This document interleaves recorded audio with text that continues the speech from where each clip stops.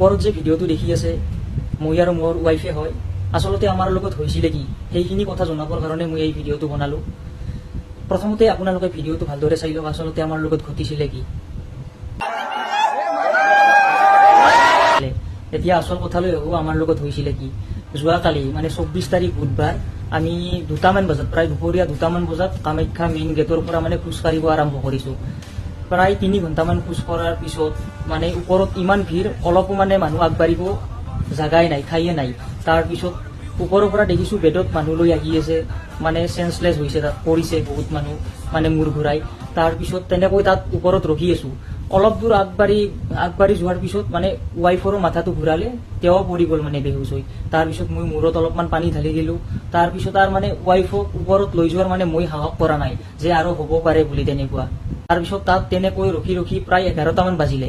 কাষত বহুত মানুহ মানে ফেনৰ তলত বহি আছে পৰি আছে বহুত মানে কোনো উঠিব নোৱাৰেই। ওপৰত যাব সাহস কৰা নাই ঘূৰি আহিব সাহস কৰা নাই। তাৰপিছত তেনেকৈ ৰখি থাকিলো তাত। ৱালখনৰ ওপৰেদি মানে বহুত মানুহ অহা যোৱা কৰি আছিলে। ভাবিলো তালৈকে কিবা কৈ যাব পাৰিলে হয়তো পিছলৈ ঘূৰি আহিব পাৰিম। তাৰপিছত মানুহৰ কাষেৰে কিবা কৈ মানে ৱালত উঠিলো ষ্টেপেদি। তাৰপিছত সেইটো চাইডেদি যাব আৰম্ভ কৰিলো। অলপমান যোৱাৰ পিছতে তলৰ মানুহবিলাকে চিঞৰ বাখৰ কৰিছে আৰু লগতে পানীৰ বটল মাৰিছে।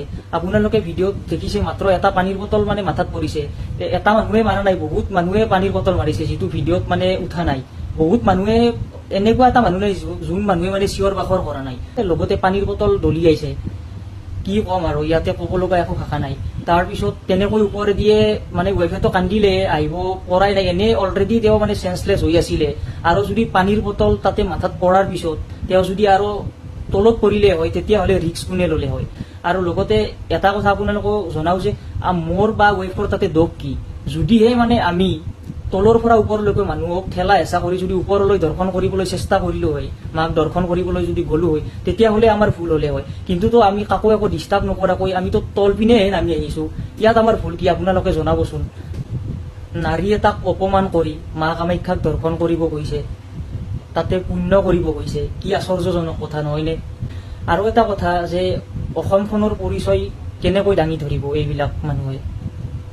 অলৰেডিতো বহুত জঘন্য কাৰ্য হৈ থাকে এইখন অসমত। কিন্তু কালি নিজৰ লগত হোৱাতে গম পালো যে একো নোহোৱাকৈ কি হ'ব পাৰে মানুহ এটাৰ লগত। বিশ্বাস কৰিব নোৱাৰা কথা। এতিয়া আপোনালোকে বহুত চাপৰ্ট কৰিছে যে কমেণ্টত কৈছে যে তোমালোকৰ একো ভুল নাই। হয় সেইটো নিজেও মনত ৰাখি থৈছো যে একো ভুল নাই। কিন্তু মানুহবিলাকৰ মেণ্টেলিটি চাওক কেনেকুৱা কাৰ্য কৰিব পাৰে।